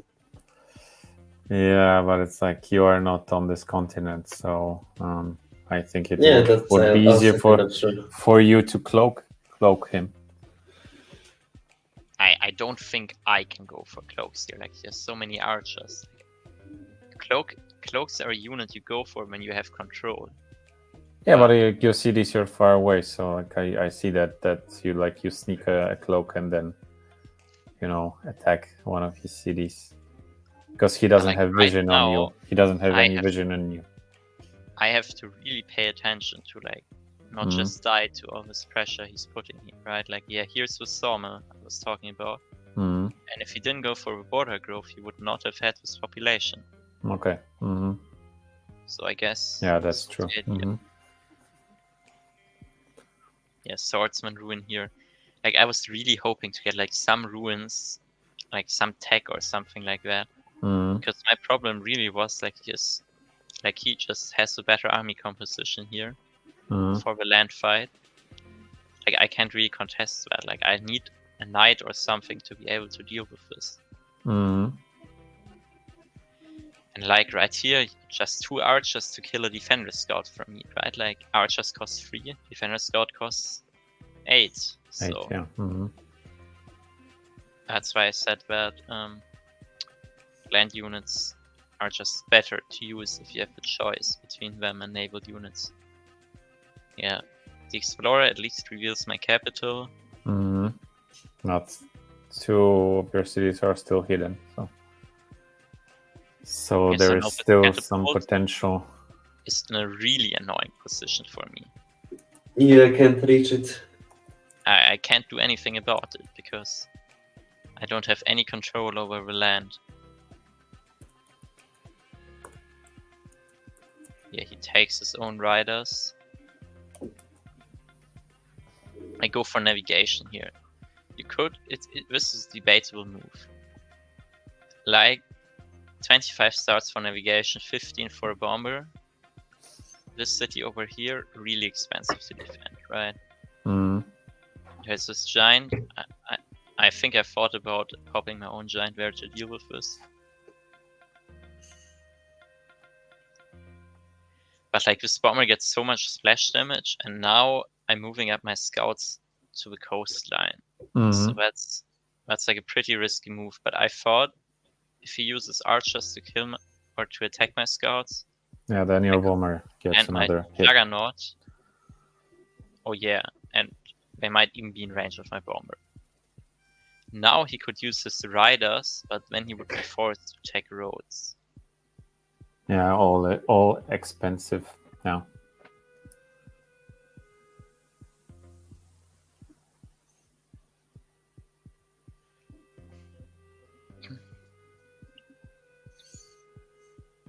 Yeah, so I managed to unsiege this, but in the other city, yeah, I managed to unsiege it as well. So now, with the way I unsiege this, yeah, I'm not sure if it was the correct play. Like, I'm using fish and 2 ports instead of fish and 2 lumber huts. Obviously, short term it would be more expensive, and I would have to chop a few forests now. But long term, lumber huts are just better, right? Because I also get forestry, which would help me to get a giant. The capital, for example, like the city is sitting at 4 out of 6 population. Yeah, I in retrospective, I wasn't happy with that decision.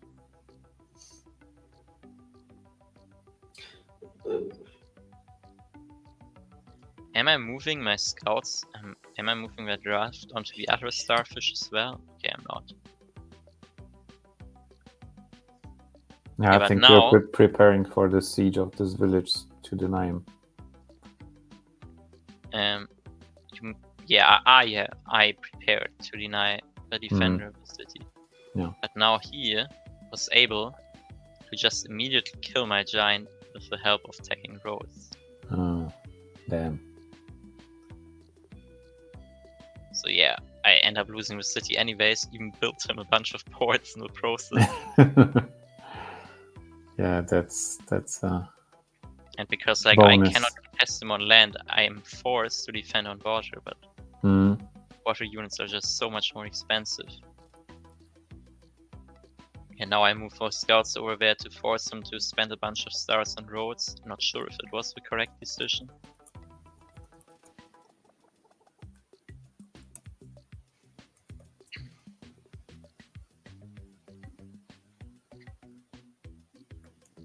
So yeah, he's like basically dealing 3 damage to my scouts and he picks up 3 spirit. So yeah, he's definitely thinking about knights.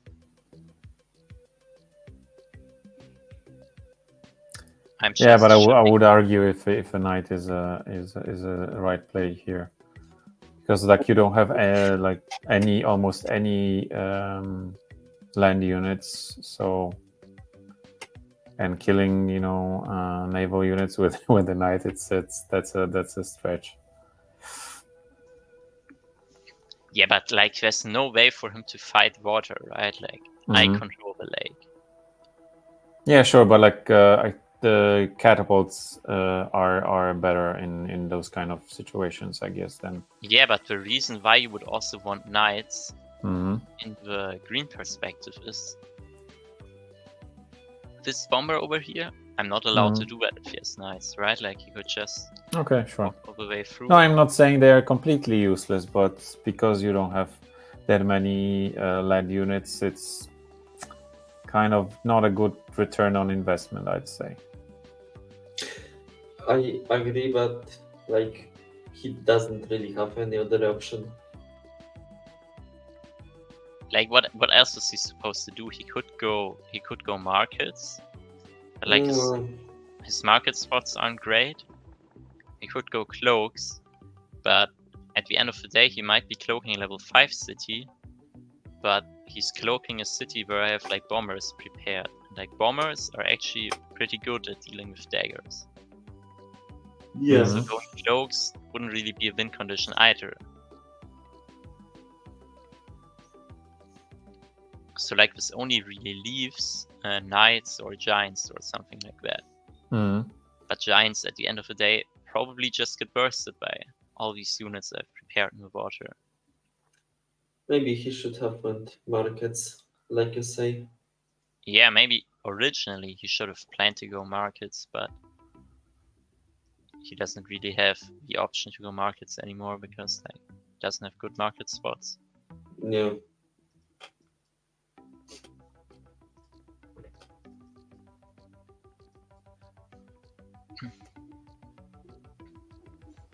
Yeah, right here, I don't know if this was correct to hit. He wanted the veteran archer. That's why he did with the archer last. Yeah, I take the starfish, and now I picked up chivalry. Yeah, And so for you it makes a lot of sense to get I believe knight. I get 2 knights in this turn. Now, take a look at this. He does not know. Like, the 2 cities where I trained the knights in are the 2 cities he does not have vision on.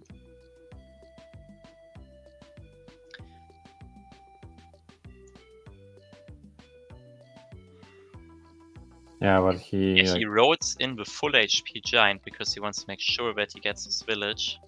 It would be his 6th city, so he would get the Grand Bazaar. Yeah, but why would he move this catapult back? It's like... It was a strange kind of... Here. Yeah. I think he could have looked at the scoreboard while Meister was playing, and he has enough vision to decide what if he went for the knights or not. Well, like, if he wants to keep the catapult there, he has to like get rid of all the riders. Like he knows that I've been raiding and that I've been training riders down here all the time. So that catapult is in range of my riders, right? Okay. Yeah, fair. So you don't really want a catapult. Yeah, but like this is like a bit of coincidence that you got knights and then he moves his catapult away. So yeah, a bit. But I don't think he suspected a knight looking at the way he positioned his units though. Like I was seeing this, and then I saw this. And yeah, like, just take a look at what's about to happen. First you have to make some space, then the roads are placed, and now it's time. First rider, second rider, third rider, catapult, and 2 more riders. Yeah, so nice. That were like 5 riders and a catapult, 23 stars worth of units. Yeah, for 8.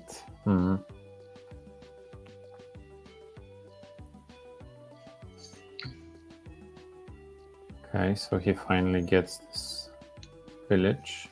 Yeah, the problem is to get the Grand Bazaar, he still needs to get a connection to a city in the north. That's why he built support. Okay. But he doesn't actually play Super Bazaar. Yeah, that's strange. But like And I it's just go already over. for capital siege with the defender, and at the same time a night siege onto the other city here. Yeah. Good game. Yeah, so he could have unsieged the capital because he still had Grand the Bazaar. Grand the Bazaar. monument. But at the end of the day, you're getting a giant in this area. Like you. Oh yeah, he got chivalry. Wait, when did he get chivalry? Yeah, he did, but ultimately he didn't really have any spot to train it. Ah yeah, he got chivalry right here, but because my knight is still alive back there, he does not feel comfortable to make a knight there.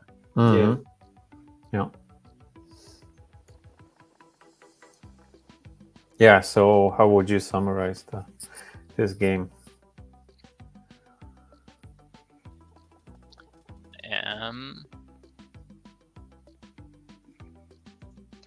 Well, I believe the map layout is probably better for him, but because he did not explore towards the southwest of his capital, I was able to sneak that city there.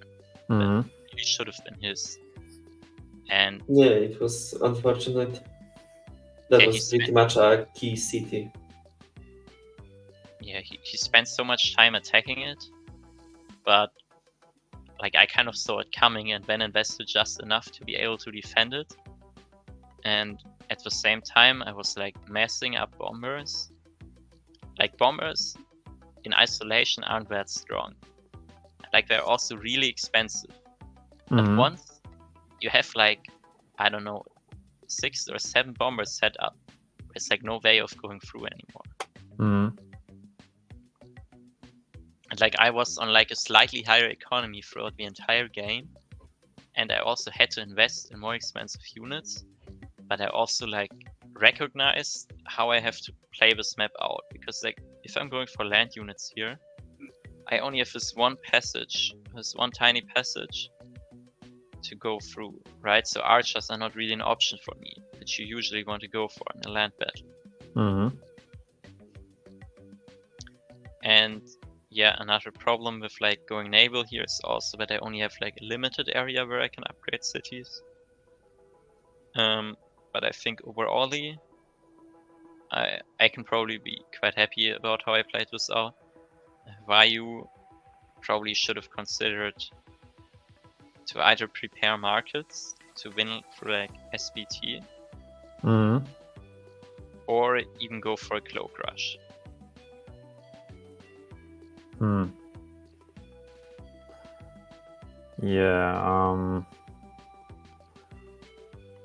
Yeah, so now when I'm thinking about this, so me being just an observer, I think that the pivotal point was you getting this city obviously on his continent, but then maybe the knights were actually a better play for him than the catapults. So he put up a good fight, because it's for a long time he's been on 3 cities against your 5 or 6 cities. So it was a huge disadvantage. Yeah, Meister was also denying him the west city village from capturing. Yeah, I made the lake control there. Yeah, so this early mistake, I think, set up the game pretty much. But it's like it's hard to say if some tech would have changed the outcome, because even if he got those 2 cities back, then your navy was already quite strong. And like if you're green in this position right here, right? Let's go turn 10. Okay, so now turn 11, he's going to have 29 stars. And like he's going to siege the city. Now he has to think, what can I do about this? And like the way I see it is that I, Orange, am forced to make a giant in that city to be able to defend it. Mm-hmm. So if the only way your opponent can defend is by making a giant, then I would always go for diplomacy and train a cloak back there. Mm-hmm. Like, I wouldn't be able to do anything to prevent him from chain cloaking that city. And because he forces me to make a giant there, he will get 5 daggers every turn. Mm-hmm. Yeah, it would be And quite also, expensive to get rid of them every turn. Mm-hmm. Would it make a difference if he stepped on this fruit with his archer, or would you be able to I pop a think giant he did. anyway? He did? No. Yeah. Yeah. I didn't see the fruit over there. Yeah. So I was thinking there's nothing there. Yeah. Okay, so it didn't make any difference. Yeah. Yeah. So yeah, I totally agree that that probably on this at this stage the cloaks would have been better, because then he would easily, chain you with cloaks for a couple of turns, definitely, because Yeah, you had nothing to actually push back against them. So 5 daggers every turn, that's a big advantage. Yeah. What I want to say is that QUETZALI is a lot about recognizing your win condition, right? Especially in QUETZALI legs. Like, as I said in the beginning, with QUETZALI you have like a lot of different options you have to pick from. And like, you have to recognize what is your win condition in this game. And then you have to go for it. Like right here, he did not notice that diplomacy was the way to go for him to win this game. Yeah, but actually, was it a... So do you see any, because from my perspective, with the cloaks, it was rather kind of to something to keep him in the game, not to win, because you already have a huge advantage, like city advantage, and he has almost nothing to. Yeah, but you're talking about the city advantage, but his position on the map, on paper, is still a lot better, because he has control over the landmass, so he can make land units. Like, I have control over a lake, so all I can really do is like naval units. Also, because if he went for the cloaks, he could play for the long game and go markets. Yeah, sure, but like I would still argue that it's for him, flipping the game would be really difficult. As for you, winning the game was actually quite easy. So there wasn't even one moment when you saw the game play out, right? When you could have sweat on your forehead. So it was obviously you would lose 1 or 2 CDs, but it's like I didn't see any kind of actual threat for you to lose this game. I would say that the threat was that he goes for cloaks, because I'm forced to go for a giant defense in a front city. Because like, defending cloaks in a front city often is almost impossible, especially when you don't have control over the land. And then, like, as you saw play out already, even though he wasn't even able to do like this crazy pressure that cloaks could put on against the city, he was still able to get like these other cities over there eventually. So now you just have to keep in mind, like, what would a game look like if he was chain cloaking me in a level 5 city over here every single turn. Yeah, I agree that it would have been, kind of at least uncomfortable for you. But I don't see this like kind of flipping the game, because then obviously you can, go for knights and chain those. Like, you're underestimating how high the cost of investment into knights is. Because like, I have to invest a lot to keep him away from the other cities and so on, and like to even keep the city over there alive. And like, I will have high tech costs because I have a lot of cities, and at the same time my income will be low because like my one city, like one of the 2 cities where I got a giant, is constantly being sieged. That's 5 stars gone every single turn. Yeah, that's quite a lot to invest at the same time. Yeah, so for me, the only situation where he could, take a full advantage of the cloaks was like if in his capital he had a, like one tile of water, and then like placing a port there, and But why does he need a port to hit cloaks? Like he can just hit cloaks from the land. Yeah, but it's like I said, it just this one city, so he doesn't have access to any other of your cities because they're protected by the water mass. It's so 5 units every single turn.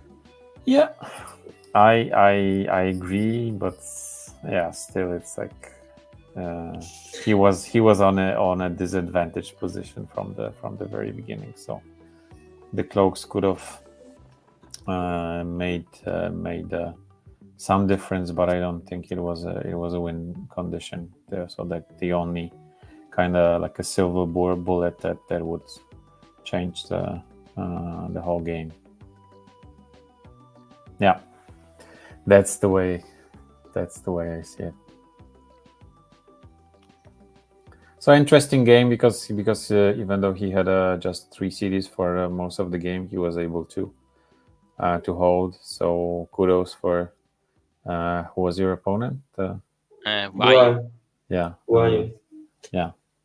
So yeah. So like yeah, good like thumbs up for him, but I think it was a good fight, but because of this first, unfortunate expansion, he kind of threw the game there. Yeah.